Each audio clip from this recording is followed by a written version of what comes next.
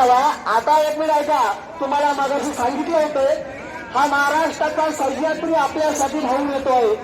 या ठिकाणी येऊन अतिशय आश्वासन तर दिलंच, पण त्याच्यातलं काय काय ते करणार ते सगळं त्यांनी सांगितले. आता आपल्याला आपला जो हक्क आहे हा हक्क घेऊन जायचा का? दोन्ही हातवर वगैरे जायचंय का? आपण सर्वांना घेऊन जायचंय ना? हा हक्क घेतल्याशिवाय मैदान सोडायचं का?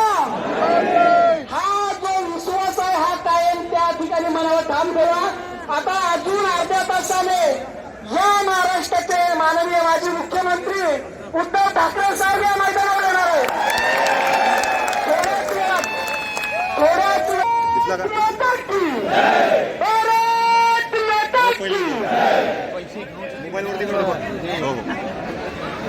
सर इथली गर्दी विनंती आहे, पहिल्यासारखं सहकार्य करा. मी सगळ्याचे आभार मानतो.